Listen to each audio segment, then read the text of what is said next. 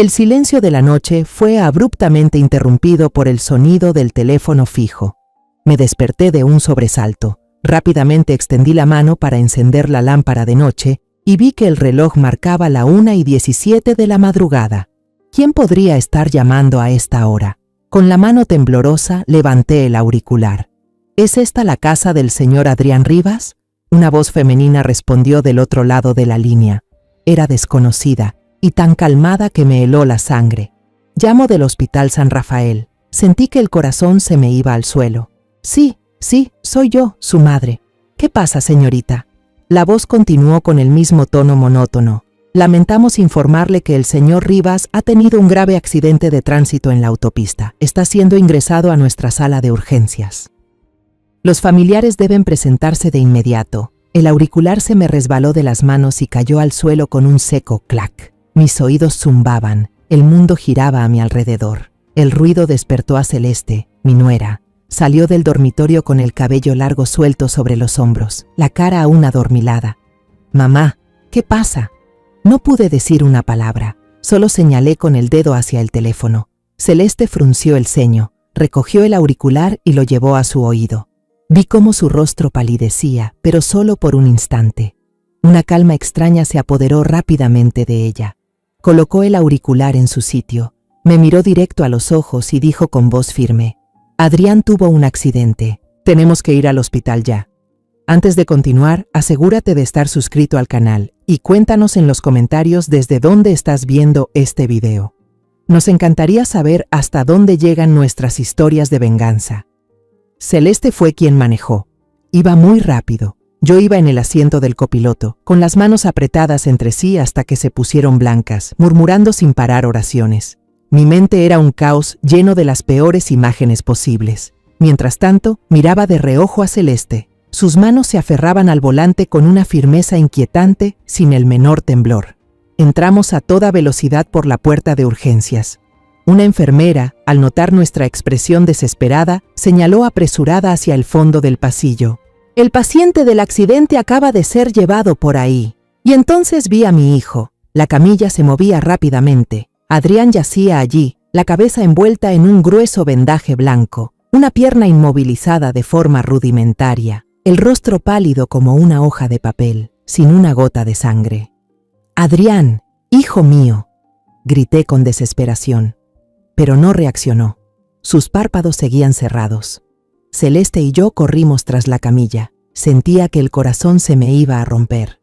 Cuando lo empujaron cerca de una puerta que decía «Sala prequirúrgica», un médico mayor, de rostro duro y con una placa con el nombre Gabriel Montiel, salió a interceptarnos.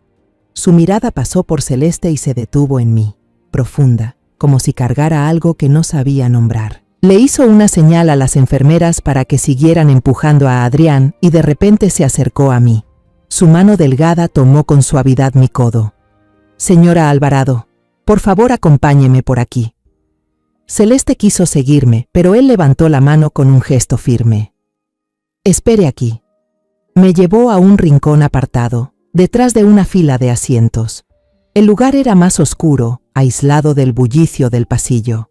Se inclinó hacia mí. Su voz bajó a un susurro apurado y tembloroso. «Escuche bien. Transfiera a su hijo a otro hospital inmediatamente». Me quedé helada. Mi mente dejó de funcionar. ¿Transferirlo? ¿Por qué? ¿No está Adrián en estado crítico? El médico no me dio tiempo de preguntar. Me metió en las manos un expediente médico dentro de una carpeta azul claro. Antes de irse, se inclinó una vez más hacia mi oído y cada palabra cayó como una piedra helada. «Su nuera ya intervino. No podemos hacer nada». Luego se alejó con rapidez, se unió al grupo de médicos y desapareció detrás de la puerta del quirófano, dejándome allí, paralizada, las piernas temblorosas sin fuerza.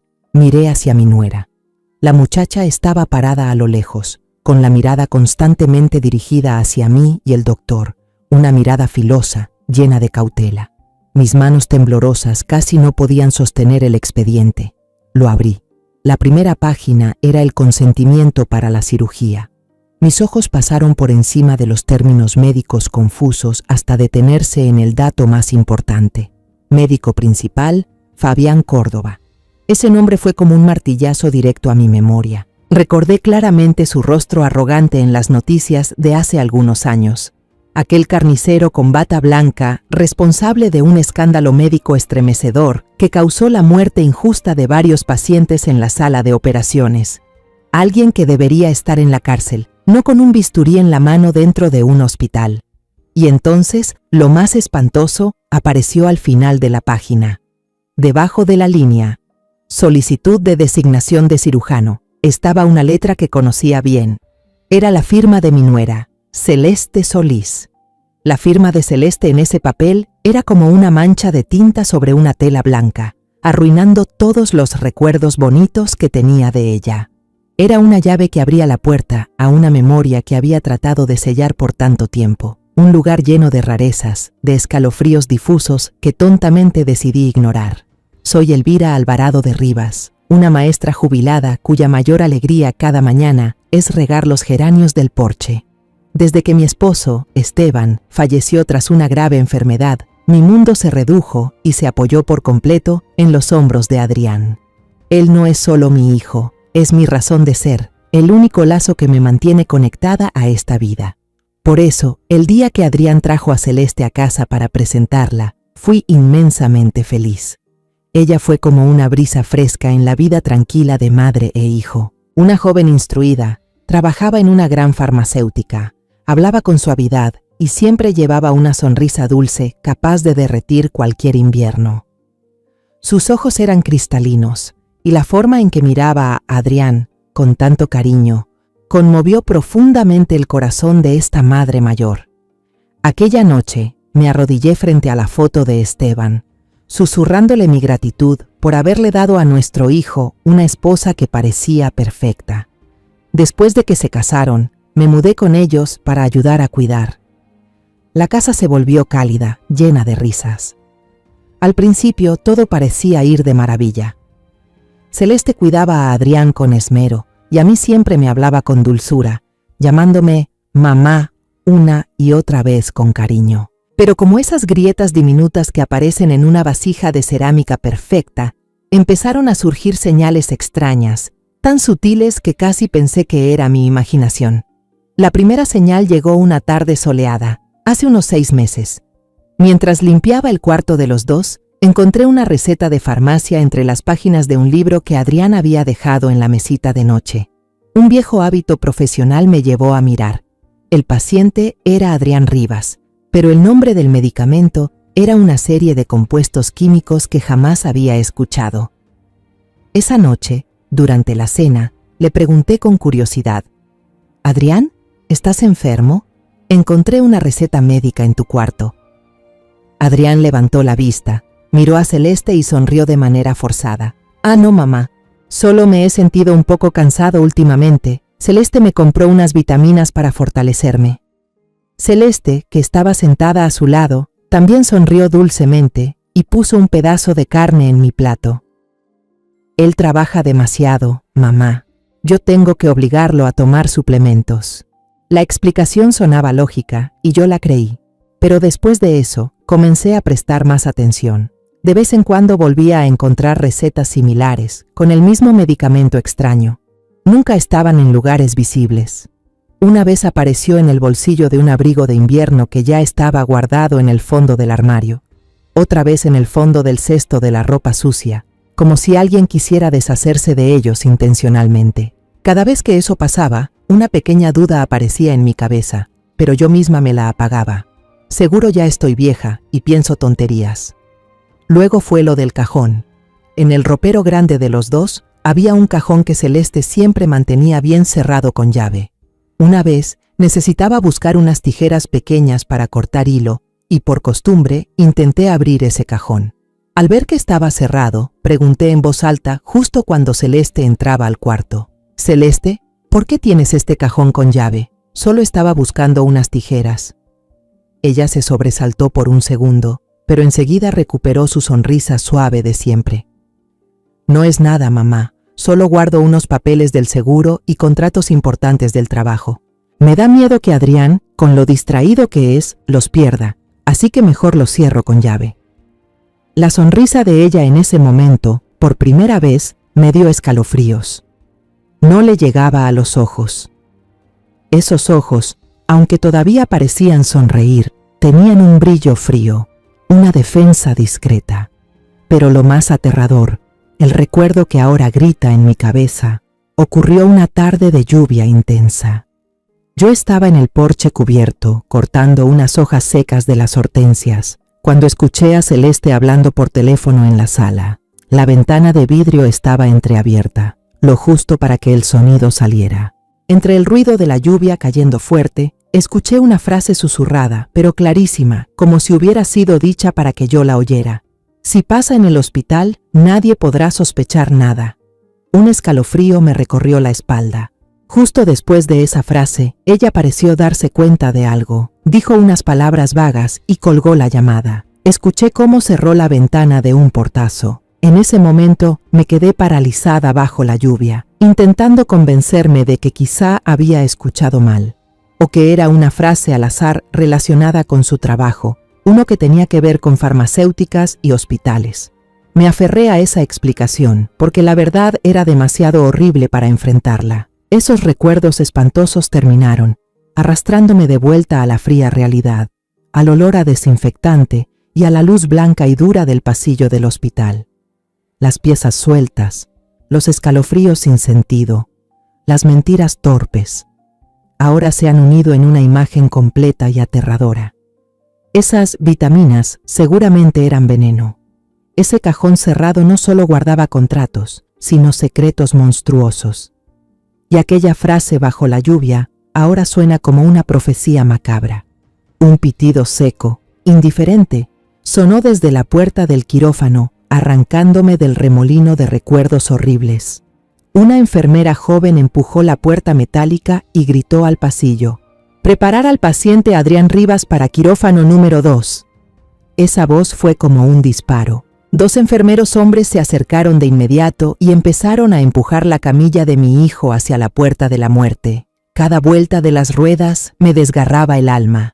Desesperada, apreté el expediente médico entre mis manos, tan fuerte que las hojas se arrugaron. En un acto reflejo, mi pulgar se deslizó con fuerza sobre la primera página, la de información del paciente, como si buscara un punto de apoyo. Y entonces, mis ojos se clavaron en una línea rodeada torpemente con bolígrafo rojo, como una mancha de sangre. Campo, grupo sanguíneo. La palabra impresa claramente decía ORH+, el grupo sanguíneo que yo había dado a luz, pero había sido tachada con una línea negra, cruel y firme. Justo al lado, alguien había escrito encima ABRH+, grande y claro, como un desafío. Mi cuerpo entero se quedó helado. La sangre en mis venas se heló. Esto no era un error tipográfico. Esto no era una confusión. Era una sentencia de muerte escrita de antemano. Adrián tenía sangre tipo O, donador universal. Lo sabía mejor que nadie. Si recibía sangre tipo AB, su cuerpo la rechazaría. Moriría por un shock anafiláctico sobre la mesa de operaciones, una muerte razonable, por una condición médica adversa, tras un trauma demasiado grave. La razón se desvaneció, todos los cálculos colapsaron, solo quedó el instinto más puro de una madre que intenta proteger a su hijo. Corrí sin sentir siquiera mis viejas piernas moverse. Abrí los brazos, convertí mi cuerpo delgado en un muro humano frente a la camilla y grité con toda el alma, desesperada, salvaje: «¡Deténganse!». Todo el pasillo, ya tenso, quedó en un silencio absoluto. Las enfermeras se quedaron congeladas, mirándome fijamente. Desde la puerta del quirófano, el doctor Fabián Córdoba se giró, frunciendo el ceño con visible molestia. «Señora, ¿qué escándalo es este? Tenemos que operar de inmediato. El paciente no tiene tiempo». Celeste corrió hacia mí, interpretando a la perfección el papel de esposa angustiada. Me agarró del brazo con fuerza, su voz cargada de drama para que todos pudieran oír. «Mamá, ¿qué estás haciendo? Por favor, no hagas esto. Deja que los doctores trabajen. Adrián necesita ayuda, mamá». Intentó apartarme, pero me aferré con todas mis fuerzas al borde metálico y helado de la camilla como si fuera la vida misma. No miré a Celeste. Ni siquiera valía la pena voltear a ver a esa víbora disfrazada de esposa abnegada. Mis ojos se clavaron en los de Córdoba. en la mirada de ese carnicero. El expediente está mal, escupí cada palabra. El grupo sanguíneo de mi hijo es O. Lo van a matar si le ponen sangre equivocada. Un silencio espeso lo cubrió todo. Mi acusación era demasiado directa, demasiado brutal. El rostro de Córdoba mostró un atisbo de confusión antes de recomponerse. ¿De qué está hablando? El expediente ya fue verificado. ¿Qué dice usted? Una voz femenina, firme y autoritaria, lo interrumpió. Una enfermera mayor, probablemente la jefa de enfermería, se acercó con expresión grave. Me arrebató el expediente de las manos. Lo hojeó rápidamente hasta llegar a la página de información. Sus ojos expertos recorrieron la línea mecanografiada, la tinta tachada y la anotación a mano. Su ceño se frunció. Ese cambio en su rostro me dio una mínima chispa de esperanza. No dijo ni una palabra más a Córdoba. Se giró de inmediato hacia una enfermera más joven cercana. Rápido, llama al banco de sangre. Verifica las reservas de sangre tipo ORH+ y exige revisión cruzada con el expediente original del paciente Rivas en el sistema. Pasaron unos segundos de tensión que parecieron una eternidad. Todo el pasillo contenía la respiración. Oímos a la enfermera hablar por teléfono, al principio tranquila, pero luego su tono se volvió cada vez más alarmado. Se volvió hacia la jefa de enfermería, pálida, y dijo: «Hermana, el sistema indica que el paciente es tipo O, pero el banco de sangre acaba de informar que usaron las últimas bolsas de tipo O para un accidente múltiple hace una hora. Actualmente no tenemos ni una sola unidad de sangre O».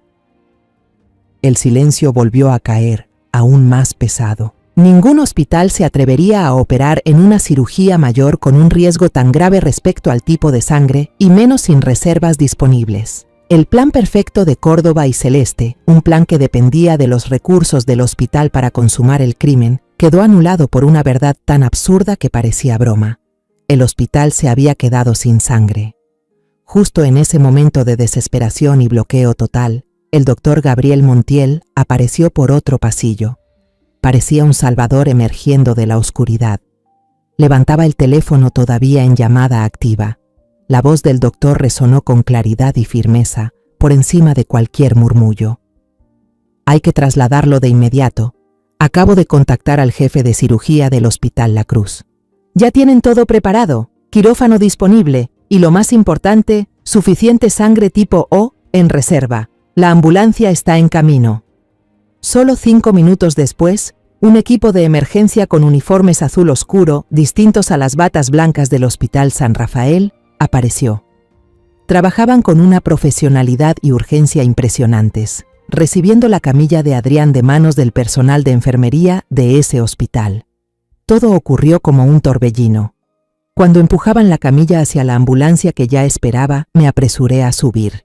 Celeste, después de un segundo de desconcierto, también subió enseguida. En ese instante breve, sentadas una frente mot otra, en el espacio estrecho de la ambulancia, antes de que el telón del sufrimiento cayera nuevamente para cubrir el verdadero rostro, lo vi.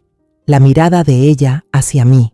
Ya no era preocupación fingida, ni un dolor dramatizado. Brilló con un destello de odio puro, una furia desenfrenada porque su plan había sido arruinado. Después de casi 4 horas eternas en el Hospital La Cruz, la puerta del quirófano se abrió de golpe. Un médico de mediana edad salió, se quitó el cubrebocas verde aún húmedo de sudor, nos miró y una sonrisa cansada pero aliviada apareció en su rostro. Ya controlamos el hematoma cerebral y fijamos el fémur del paciente. La cirugía fue un éxito. Está fuera de peligro. Cada palabra me llegó como agua fresca después de andar días por el desierto. Éxito, fuera de peligro. La cuerda tensa dentro de mí, a punto de romperse, por fin se aflojó. Las piernas me fallaron, me derrumbé en el suelo frío, temblando no de miedo, sino de alivio. Las lágrimas que había contenido desde la noche anterior brotaron sin control. Lloré por mi hijo, por mi impotencia y por el milagro que acababa de ocurrir. Una enfermera joven, cuyo gafete decía «Lara», corrió a ayudarme. «¿Se encuentra bien, señora? Siéntese un momento, por favor». Me ayudó a sentarme y me ofreció un vaso de agua tibia con mucha amabilidad. La calidez de aquella desconocida derritió un poco el hielo en mi pecho. Cuando trasladaron a Adrián a cuidados intensivos, Celeste insistió en entrar con él, continuando su papel de esposa abnegada. Yo sabía que mi hijo aún no estaba a salvo, solo que la guadaña de la muerte se había retirado, por ahora. Tenía que actuar. Antes de irme a descansar un poco, como recomendó el médico, llevé a la enfermera Lara a un rincón tranquilo del pasillo. Le tomé la mano con fuerza, un gesto quizá impulsivo, y la miré directo a los ojos claros. «Lara», le dije con urgencia, «sé que esto suena raro y puede que piense que estoy loca, pero por favor, ayúdeme. Considérelo como una madre mayor rogándole». Lara parecía confundida, pero no retiró la mano. «Dígame, señora». «Mi nuera». Bajé la voz hasta un susurro. «Está ahí dentro con mi hijo. Si ve que hace algo extraño, aunque solo sea cambiarle el suero o darle una pastilla rara sin indicación médica, por favor, llámeme de inmediato». Escribí rápidamente mi número en un trozo de papel arrancado de mi libreta y se lo puse en la mano. La desesperación, el miedo absoluto y la determinación en mis ojos de madre debieron convencerla. Me miró unos segundos y asintió con firmeza. «Puede estar tranquila, yo estaré atenta. No dejaré que nadie le haga daño a mi paciente». A la mañana siguiente, lo primero que hice no fue ir al hospital, sino llamar al doctor Gabriel Montiel. Contestó de inmediato, como si hubiera estado esperando mi llamada. Me citó en una pequeña cafetería frente al Hospital San Rafael, un lugar discreto y poco concurrido, donde podíamos hablar sin miedo a ser observados. Nos sentamos en una mesa en un rincón apartado. Él removía su café negro sin azúcar, con el rostro marcado por el cansancio de alguien que ha tenido que luchar con su conciencia. «Me alegra que su hijo haya salido de peligro», empezó. «Le debo una vida, doctor». Negó con la cabeza, con una voz grave y resignada. «Fabián Córdoba debió haber estado en prisión desde hace años. Ese escándalo fue enorme, pero parece que tenía a alguien poderoso cubriéndole las espaldas. Las pruebas desaparecieron, los testigos cambiaron sus declaraciones. Al final, nadie pudo hacerle nada. Solo lo suspendieron por un tiempo y luego regresó, como un tumor maligno en este hospital». Entonces me contó lo que ocurrió esa noche fatídica. La noche anterior a que su hijo fuera internado, yo tenía turno nocturno. Como a las 11, mientras revisaba los pabellones, pasé frente a la sala de descanso de los médicos. La puerta estaba entreabierta. Escuché susurros desde adentro.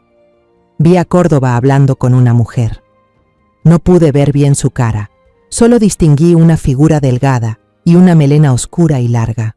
Alcancé a oír algunas palabras como frenos, esa cantidad de dinero, y nadie sospechará. En ese momento pensé que era un asunto turbio personal de él, así que me fui. Suspiró, un suspiro pesado. Pero a la mañana siguiente, cuando usted y su nuera entraron corriendo a la sala de urgencias, la reconocí de inmediato. Era ella, su figura, su cabello, no había duda. El instinto de un médico viejo me dijo que algo andaba muy mal. Inmediatamente le pedí a la jefa de enfermeras que revisara en secreto el expediente de su hijo. Y encontré varias intervenciones sospechosas. La más grave fue el cambio de tipo de sangre. Por eso tuve que arriesgarme a advertirle. Dejó su taza sobre la mesa y me miró con ojos llenos de culpa. «Lo siento, señora Alvarado.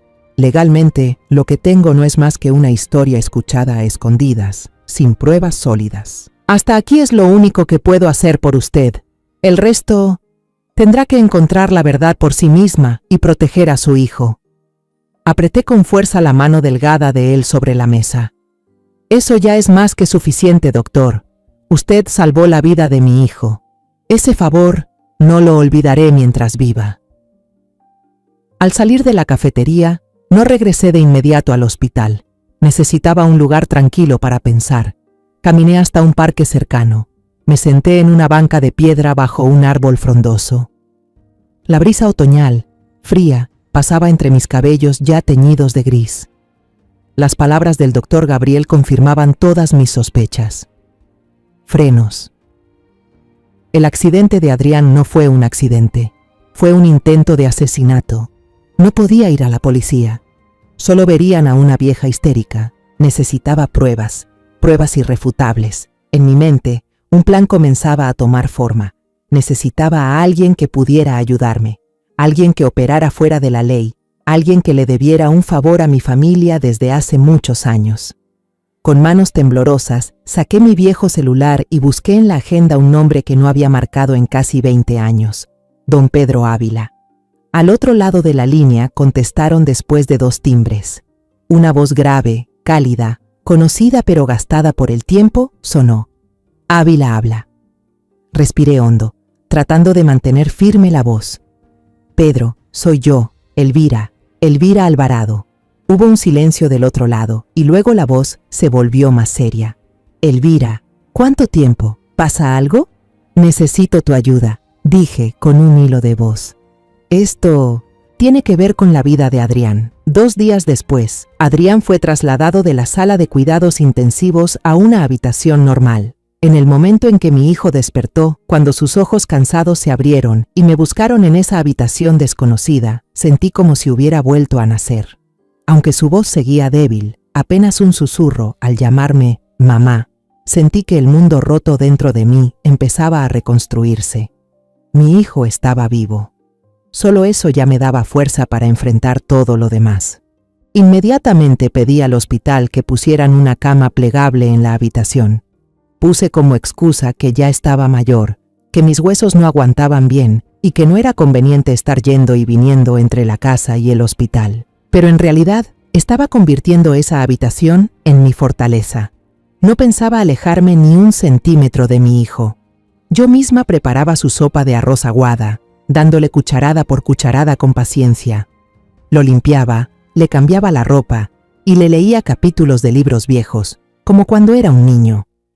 Celeste venía a visitarlo todos los días.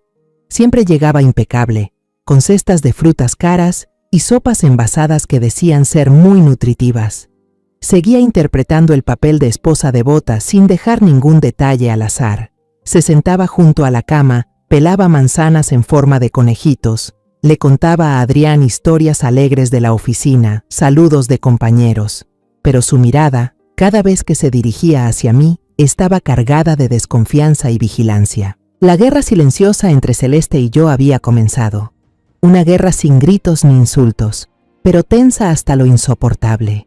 La primera batalla ocurrió justo el primer día que Adrián podía comer sopa. Celeste trajo una sopa de pollo con ginseng, humeante y fragante, diciendo que la había cocinado toda la mañana para fortalecer a su esposo. Sirvió una cucharada, sopló con cuidado y la acercó a la boca de Adrián. Toma, mi amor, para que te recuperes rápido. La preparé esta mañana solo para ti. De inmediato extendí la mano para detenerla. Sonreí, una sonrisa que había practicado frente al espejo, la sonrisa de una suegra amable. Uy, se ve deliciosa, justo tengo hambre. A ver si la mano de mi nuera ha mejorado. Sin darle tiempo a reaccionar, tomé la cuchara de su mano, serví una gran porción y me la metí a la boca, disfrutándola con gusto. Muy rica, sazonaste perfecto. Vi un destello de sorpresa en los ojos de Celeste. No dijo nada, solo se quedó en silencio, pero su mano tembló ligeramente al sostener el tazón de sopa. Primera batalla, ganada. Una tarde, la enfermera Lara entró a cambiarle el suero a Adrián. Al verla, Celeste se apresuró a levantarse, con voz dulce. «Déjame ayudarte, puedes ir a hacer otras cosas. Yo puedo con esto». Iba a extender la mano hacia el equipo de suero, pero me paré frente a ella, interponiéndome entre su cuerpo y el soporte del suero. Le puse la mano en el hombro, con firmeza pero suavidad. «No hace falta, hija. Esto es trabajo de la enfermera, no deberíamos intervenir. Siéntate a descansar, seguro estás agotada de cuidar a Adrián todo el día». Nuestras miradas se cruzaron por un segundo. Las sonrisas seguían en nuestros rostros, pero en nuestros ojos saltaban chispas invisibles. Lara, como si entendiera lo que pasaba, terminó su trabajo rápidamente. Se despidió con una leve inclinación y se fue. El doctor le recetó a Adrián analgésicos y antibióticos en pastillas. Cada vez que tocaba la hora de la medicina, yo misma las recibía de manos de la enfermera.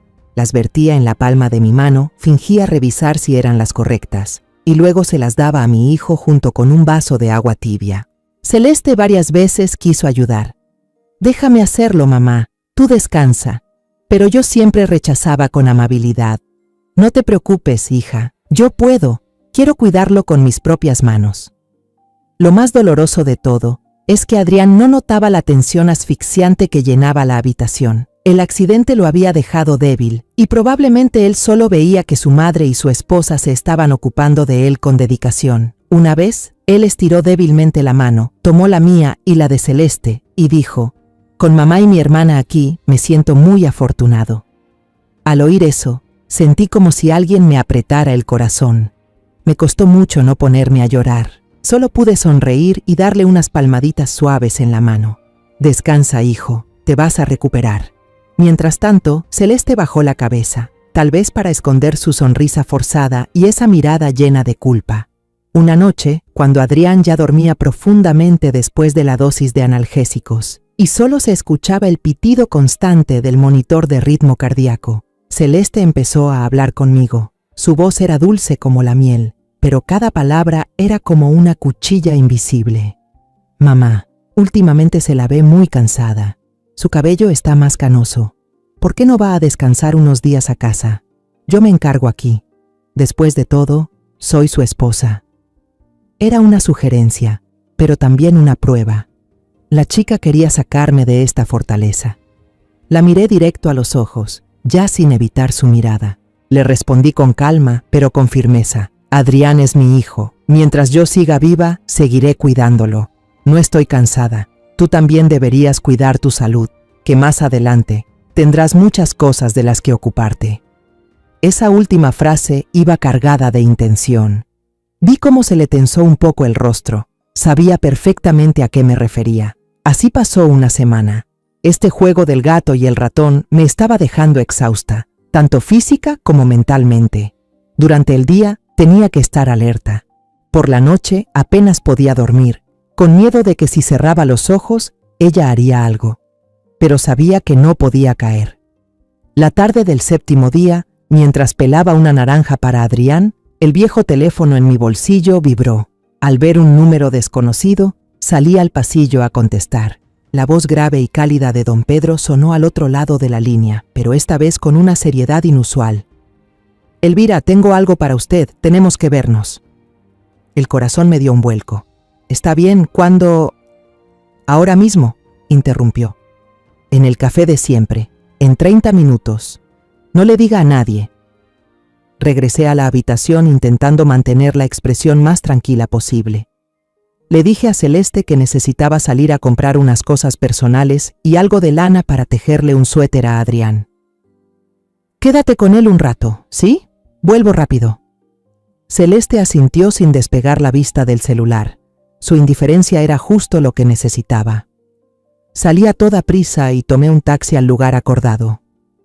El café El Rincón estaba escondido en un callejón pequeño, detrás de unos coloridos arbustos de bugambilias. Había sido un sitio especial para Esteban y para mí, donde pasábamos horas leyendo y viendo a la gente pasar. Volver allí sola, en estas circunstancias, me llenó de una tristeza profunda. Don Pedro ya estaba en nuestra mesa de siempre, en la esquina. Se veía mucho más viejo de lo que recordaba. Su cabello estaba completamente blanco y las arrugas alrededor de sus ojos eran más marcadas, testigos de una vida difícil. Frente a él había una taza de café negro muy cargado y su maletín de cuero desgastado, su viejo compañero de siempre. Tras un saludo breve, fue directo al grano. «No tenemos mucho tiempo, Elvira. Mire esto». Abrió el maletín, sacó un folder delgado y lo deslizó hacia mí. Lo primero que vi fueron unas fotos tomadas a escondidas. Eran muy nítidas, tomadas de noche. Celeste y Fabián Córdoba. Estaban en un callejón oscuro, detrás de un restaurante elegante. En una se abrazaban con fuerza, un abrazo lleno de pasión. En otra, el rostro del doctor descansaba sobre el hombro de Celeste, con una expresión de agotamiento y frustración, mientras ella le susurraba algo al oído y le acariciaba el cabello con ternura. La rabia me hizo temblar, El sentimiento de traición se me atoró en la garganta como un nudo amargo. Mi hijo estaba entre la vida y la muerte en una cama de hospital, y la esposa que él tanto amaba estaba teniendo intimidad con el hombre que casi lo mata. Ellos están teniendo una aventura, susurré, aunque la verdad ya era más que evidente. Don Pedro asintió, sin mostrar sorpresa en su rostro. Desde hace tiempo, según la información que obtuve, esa relación comenzó incluso antes del escándalo médico del tal Córdoba. Celeste era representante farmacéutica, solía visitar con frecuencia su hospital. Tal vez así se conocieron. Luego sacó una pequeña memoria USB y la conectó a su vieja computadora portátil. Giró la pantalla hacia mí. Era un video corto, de mala calidad, probablemente grabado con un equipo especializado desde lejos. La escena ocurría en un estacionamiento solitario y con poca luz. Fabián Córdoba estaba rodeado por 3 hombres grandes, llenos de tatuajes. Uno de ellos lo agarró por el cuello de la camisa, lo empujó contra la pared y gruñó. Aunque no se oía con claridad, se entendía suficiente. Tienes una semana más, Córdoba. Si no entregas todo ese dinero, tus 2 piernas ya no te van a servir. La cara de Córdoba se puso blanca como papel. Asentía sin parar, suplicando.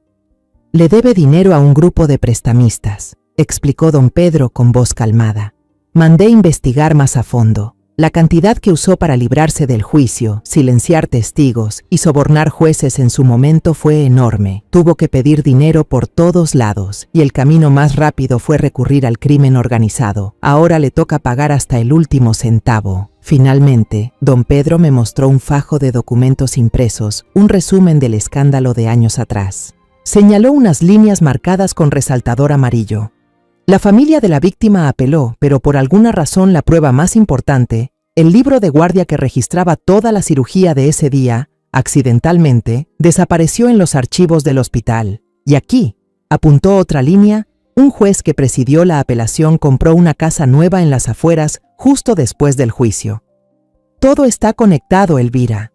En ese momento, todas las piezas sueltas encajaron a la perfección, formando un cuadro de conspiración oscuro y despiadado. El motivo ya era más que evidente.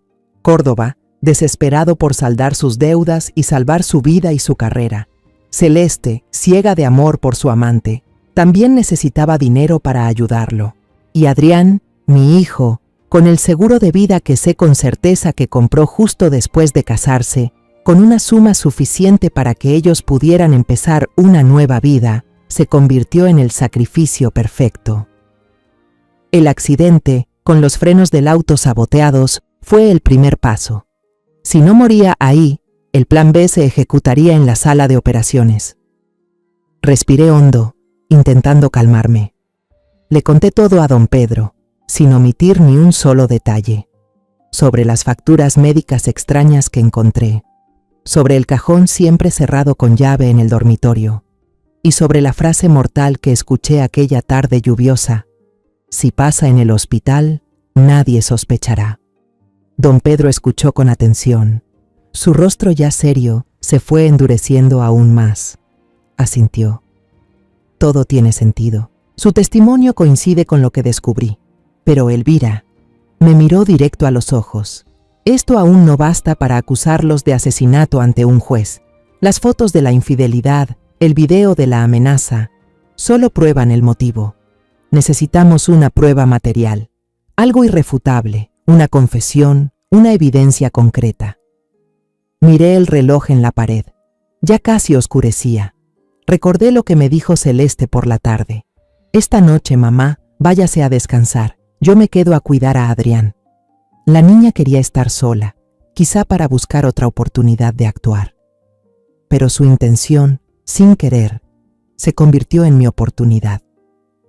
Esta noche, dije con una determinación que nunca antes había sentido, esta noche ella se quedará en el hospital. La casa estará vacía. Esa es nuestra oportunidad, Pedro. Esa noche volví a casa justo a las 9. Antes de salir del hospital, llamé a Celeste. Reprimí mi odio, obligué mi voz a sonar cansada y débil. Celeste, estoy muy agotada. Esta noche quédate tú con Adrián, ¿sí? Del otro lado, su voz seguía siendo tan dulce como siempre, una dulzura que ahora me daba náuseas. Claro, mamá, váyase a descansar y recupere fuerzas. Acuérdese de dormir temprano. No se preocupe, aquí estoy yo. Aquí estoy yo. Esa frase retumbaba en mis oídos como una maldición. Entré a mi propia casa sintiéndome como una intrusa. Ese lugar, que alguna vez fue mi hogar, ahora lo veía como la guarida del mal, con cada rincón manchado de crimen. No me atreví a encender las luces, solo me senté en la oscuridad del salón, esperando. 10 minutos después, una camioneta vieja, sin placas, se estacionó al final de la calle. Don Pedro bajó, vestía un overol azul de obrero y llevaba una gran bolsa de herramientas de lona en la mano. Se acercó a la puerta y tocó suavemente con la señal que habíamos acordado. Por si la vecina chismosa anda espiando, guiñó al entrar. Su calma y profesionalismo lograron calmar un poco mi corazón desbocado. No encendimos las luces grandes, solo usamos 2 linternas. Los haces de luz recorrían los objetos familiares, creando sombras deformes y extrañas que danzaban por las paredes. El ambiente en mi propia casa era ahora tenso y desconocido. Cada crujido del piso de madera me hacía sobresaltarme. El primer lugar que revisamos fue la cocina, específicamente el bote de basura. Don Pedro se puso unos guantes de goma y metódicamente fue revisando todo con cuidado. Entre cáscaras de verduras, cajas de leche vacías y envoltorios de comida, encontró lo que buscábamos, lo que Celeste ingenuamente creyó que se perdería entre la basura. Al fondo de la bolsa había varios blísteres de pastillas ya vacíos.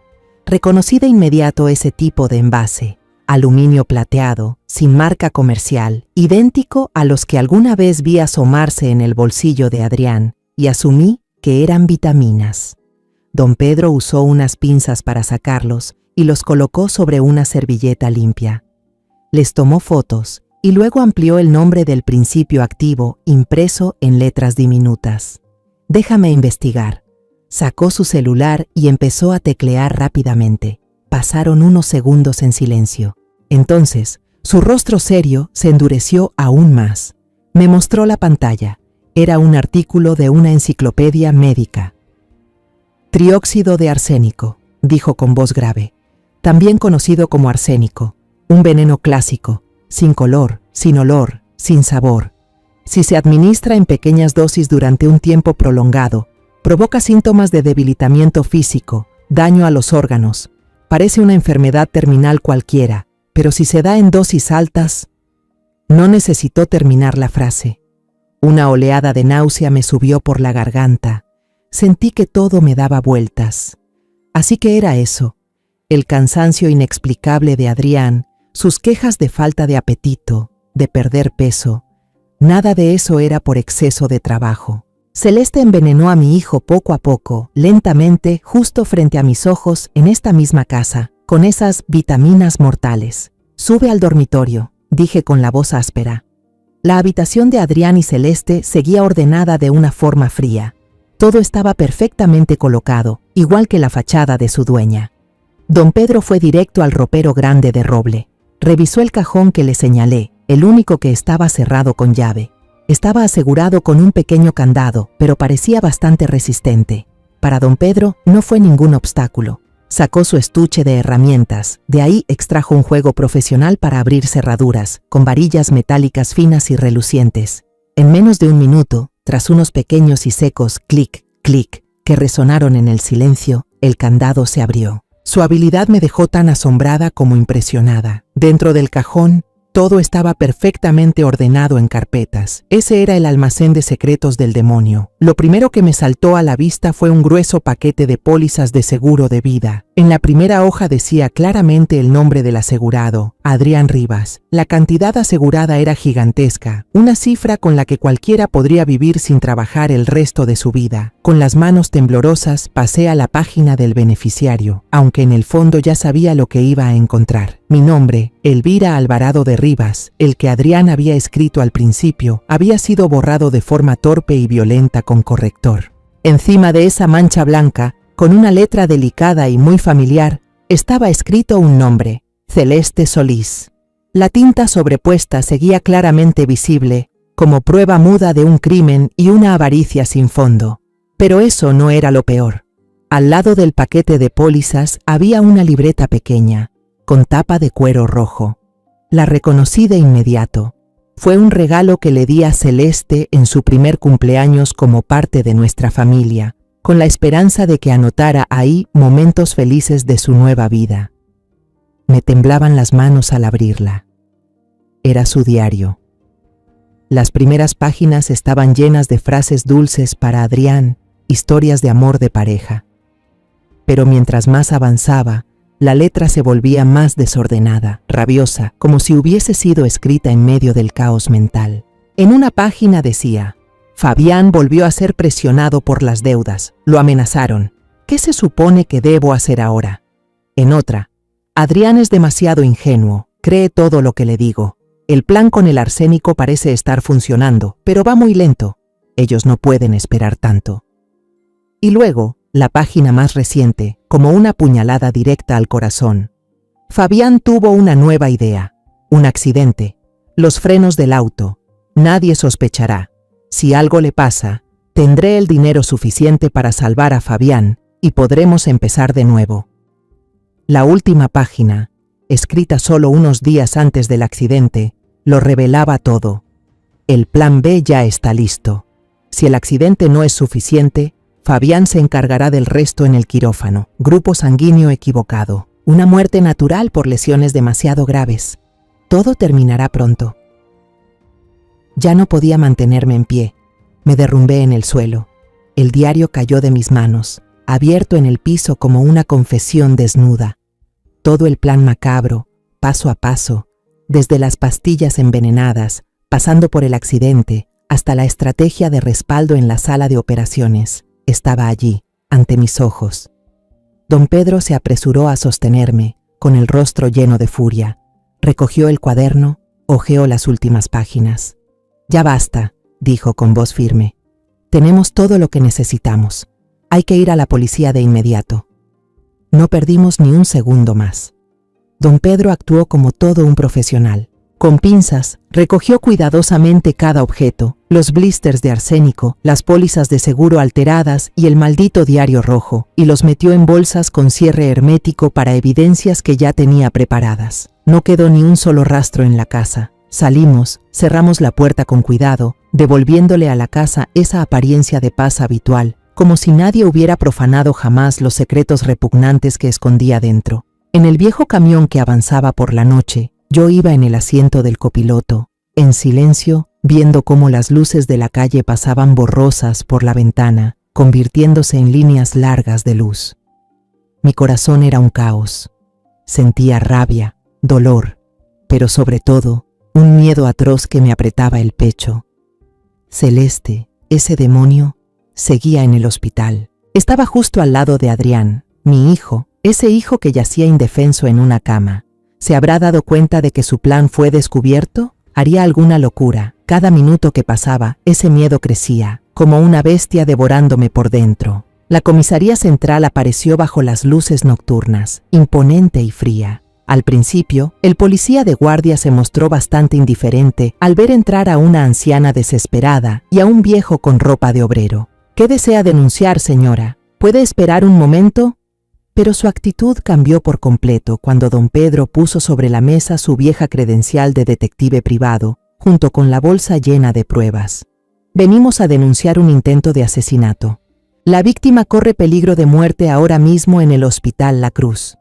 La voz de don Pedro era tranquila pero firme. Relató todo con claridad, resumido y lógico. La relación ilícita, la deuda enorme, el plan detallado en el diario. Yo, aunque aún hablaba con la voz temblorosa por el miedo, añadí detalles importantes. La advertencia del doctor Gabriel y el intento de cambiar el grupo sanguíneo en el expediente médico del Hospital San Rafael. Cuando don Pedro puso las bolsas de pruebas sobre la mesa, el oficial entendió de inmediato la gravedad del caso. Llamaron a un inspector de alto rango, de cabello canoso y rostro endurecido. Se colocó unos guantes y revisó cada evidencia. Vio las fotos de la infidelidad, el video del cobro de deudas, leyó por encima el contrato del seguro y finalmente tomó el diario. Cuanto más leía, más serio se volvía su rostro, frunciendo el ceño con fuerza. Pasó a las últimas páginas, donde Celeste escribía sobre el plan B y mencionaba lo del grupo sanguíneo equivocado. Levantó la vista y nos miró con incredulidad. «Dios mío», murmuró, asombrado. «Esto es un intento de asesinato planeado al más mínimo detalle». Justo al terminar de hablar, un sonido agudo rompió la tensión en la sala. Era el tono de mensaje de mi viejo celular. Vibraba con fuerza dentro de mi bolso, como una alarma. Mis manos temblaban tanto que casi no podía sacarlo. En la pantalla apareció un mensaje nuevo. Contuve la respiración y lo abrí. Era de la enfermera Lara. El mensaje tenía solo una línea, pero cada palabra era como una puñalada directa al corazón, dejándome sin aire. «Señora, su nuera está preparando una jeringa muy extraña. Creo que piensa inyectarla en el suero de Adrián. Estoy intentando ganar tiempo haciéndole preguntas, pero ya está perdiendo la paciencia. Acaba de echarme del cuarto». «¡No!», grité con desesperación, un grito fuera de todo control. Me lancé hacia el inspector, le extendí el teléfono. Mis dedos se clavaban en su brazo. «Mi hijo, va a matar a mi hijo ahora mismo». El inspector no necesitó leer todo el mensaje. Solo bastó ver la palabra jeringa para entenderlo todo. Su rostro se endureció. Golpeó la mesa con fuerza, haciendo que todos se sobresaltaran. Se puso de pie de un salto y gritó por el radio que llevaba al hombro, con una voz que resonó por toda la comisaría. «A todas las unidades, atención, código de emergencia, situación crítica en el Hospital La Cruz, habitación 402, área de medicina interna. Sospechosa intenta asesinar a la víctima. Se solicita apoyo inmediato de todas las patrullas cercanas. Con sirena encendida». Repito, con sirena encendida. Toda la comisaría, que hasta hace un momento estaba en silencio, estalló en caos. Se oían pasos corriendo por todos lados, órdenes gritadas desde distintos rincones. «Vengan con nosotros», ordenó el inspector. Don Pedro y yo corrimos tras los agentes hacia el auto. En cuanto se cerró de golpe la puerta del vehículo, la sirena comenzó a sonar con fuerza, desgarrando la tranquila noche de la ciudad, con un aullido urgente y desesperado. El patrullero avanzaba a toda velocidad por las calles vacías. Las luces rojas y azules parpadeaban, reflejándose sobre mi rostro pálido. Sentada en el asiento trasero, junté las manos para rezar, murmurando sin parar el nombre de mi hijo. El coche frenó en seco frente a la entrada principal del Hospital La Cruz. No esperamos el ascensor. «¡Las escaleras! ¡Rápido!», gritó el inspector. Corrimos directo hacia la salida de emergencia. Yo ya tengo 65 años, con las piernas que siempre me duelen cuando cambia el clima, pero en ese momento corrí. Corrí más rápido que nunca en mi vida. La adrenalina y el miedo absoluto me dieron una fuerza extraordinaria en ese cuerpo viejo. Cada escalón era una plegaria, cada respiración era un grito mudo por mi hijo. Al llegar al pasillo del cuarto piso, la enfermera Lara estaba ahí afuera, caminando de un lado a otro, el rostro blanco como el papel por el susto. Se retorcía las manos sobre el borde de su blusa, al borde del colapso. Al vernos llegar, un grupo de policías armados y una anciana sin aliento se aferró a nosotros como si fuéramos su última esperanza y señaló la puerta de la habitación 402, tartamudeando entre sollozos. Ella está ahí dentro». Escuché cómo cerraba la puerta con seguro desde adentro. El inspector no dudó ni un segundo. Hizo una señal a los dos policías más fornidos. «Derriben la puerta». Ellos retrocedieron un paso para tomar impulso y embistieron con fuerza el marco con el hombro. Un estruendo ensordecedor retumbó por todo el pasillo. La puerta vibró con violencia, pero no cedió. «Otra vez», rugió el inspector. En la segunda embestida, aún más fuerte que la anterior, la cerradura se rompió y la puerta se abrió de golpe. La escena dentro me dejó sin aliento. Todo el sonido del mundo pareció apagarse. Solo quedó una imagen inmóvil, aterradora, congelada frente a mis ojos. Celeste estaba de pie junto a la cama, su rostro hermoso ahora distorsionado por una expresión de locura desbordada. Una mano sujetaba con fuerza el tubo de suero de Adrián. Con la otra sostenía una jeringa grande, llena de un líquido transparente, y la aguja ya tocaba la válvula de goma del catéter. Mi hijo seguía dormido, su rostro tranquilo, sin saber que la guadaña de la muerte estaba a tan solo unos milímetros de su vena. Al ver a la policía irrumpir, Celeste lanzó un grito desgarrador, un alarido agudo, lleno de desesperación y miedo. Su mirada estaba perdida, sin rastro de cordura. En vez de rendirse, hizo lo contrario. Presionó con fuerza la jeringa, intentando perforar la válvula. Ni un paso más. Si se acercan, él muere. Pero la policía no le dio tiempo. Una agente, veloz como un felino, se lanzó desde un costado. Con un movimiento profesional, derribó a Celeste contra el suelo. La jeringa salió volando de su mano. Los demás agentes se abalanzaron para inmovilizarla.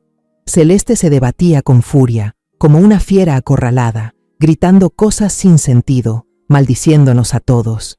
Y entonces, en medio de esa lucha violenta, ocurrió un accidente espantoso, un castigo cruel del destino. La aguja, que aún estaba entre los dedos de su mano derecha, se le clavó profundamente en el muslo durante un movimiento brusco. Celeste se quedó inmóvil. Todo su cuerpo, que segundos antes se retorcía como poseído, se paralizó. El grito se le apagó en la garganta. Los ojos de ella se abrieron de par en par, mirando la herida donde un líquido transparente empezaba a ser inyectado lentamente en su cuerpo. Luego nos miró, con una expresión de asombro y horror absoluto. Un débil ¡ah! Salió entrecortado de su garganta, y entonces su cuerpo empezó a convulsionar violentamente en el suelo. Una espuma blanca brotó por su boca. De inmediato, los médicos y enfermeros fueron llamados desde afuera para auxiliarla. Subieron a Celeste, que seguía convulsionando, a otra camilla y se la llevaron. La habitación, que hasta hace un momento era puro caos, quedó de pronto en un silencio aterrador, solo interrumpido por el pitido constante y tranquilo del monitor cardíaco de Adrián. Corrí hasta la cama de mi hijo. Mi mano temblorosa rozó su mejilla. Su respiración era estable, el pulso también. Por suerte, seguía dormido, probablemente por el efecto de los sedantes de la cirugía. No había presenciado la escena aterradora de hace unos minutos. En ese momento, el radio del inspector soltó un crujido. Él contestó, asintió unas veces y luego nos miró para informarnos con voz plana, sin emoción alguna. Hemos capturado a Fabián Córdoba en el Hospital San Rafael. No puso resistencia. Parece que ya sabía que todo había terminado.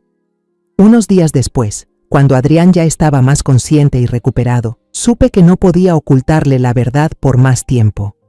Me senté junto a su cama, le tomé la mano y le conté absolutamente todo, desde las pastillas envenenadas, el accidente, la conspiración en la sala de operaciones, hasta lo ocurrido aquella noche de terror.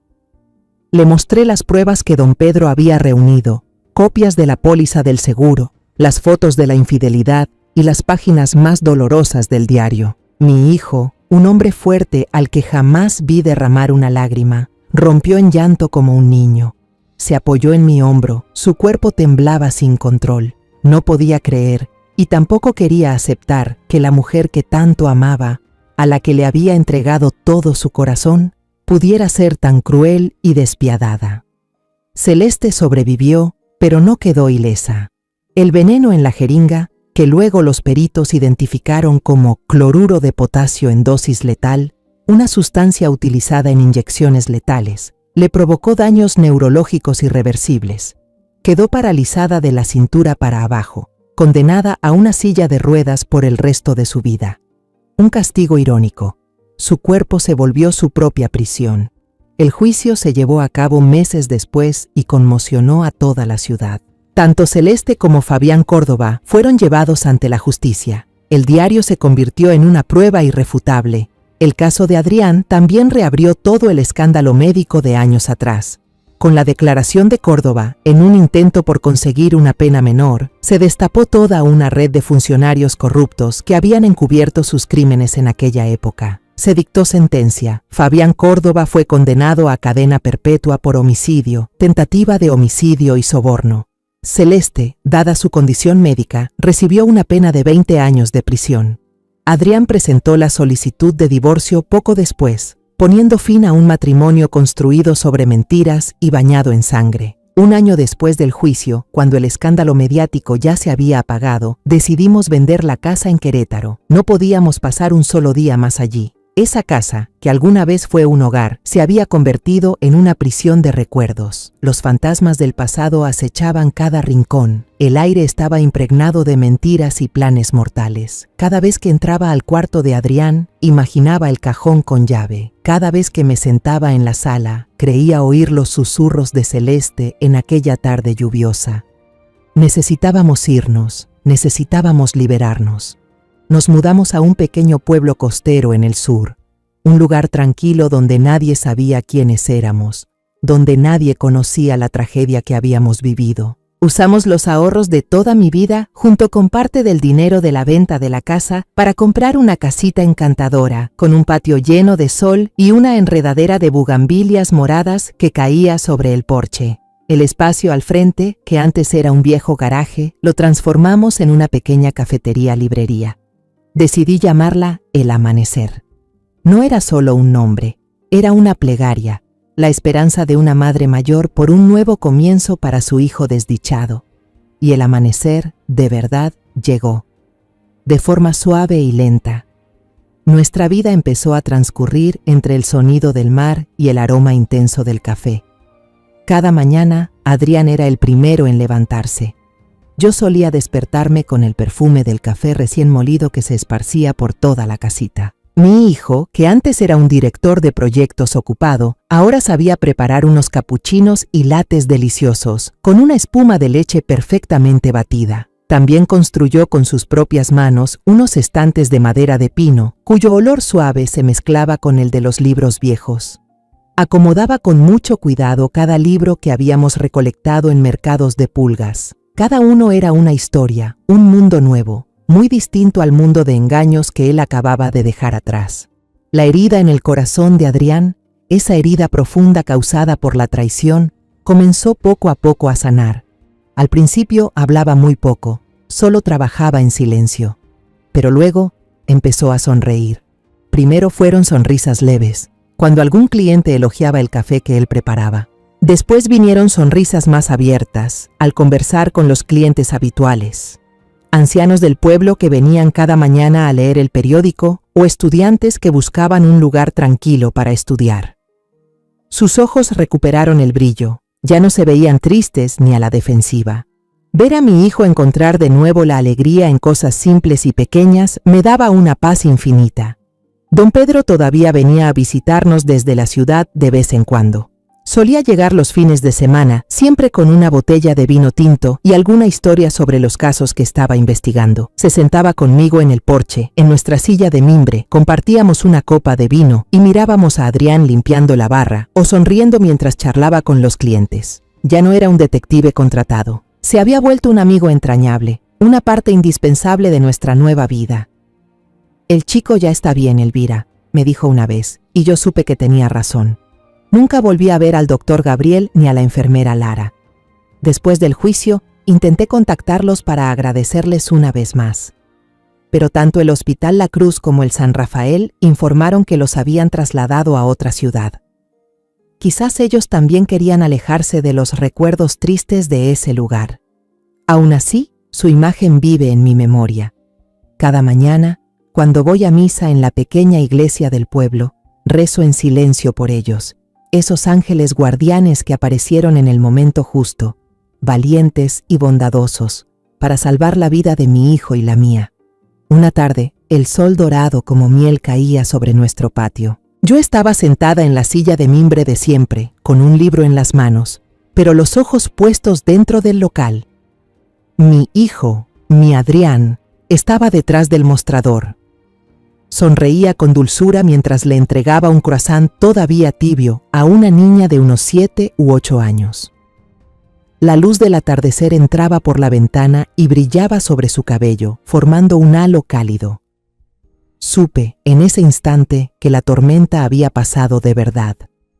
Habíamos perdido, habíamos sufrido, Habíamos enfrentado el lado más oscuro y cruel del ser humano. Las cicatrices no desaparecerán nunca del todo, siempre estarán allí como un recordatorio. Pero después de todo, aquí estamos. Nos tenemos el uno al otro, y nos espera un nuevo amanecer. Yo sé que ningún tribunal podrá devolverme los días de paz que perdí, así como tampoco existe castigo suficiente para borrar el dolor que tuvo que soportar Adrián. Pero al menos se hizo justicia. El crimen fue expuesto, y logré algo que antes ni yo misma me atrevía a soñar. Proteger a mi hijo de las garras de la muerte, de la traición y de la codicia sin límites.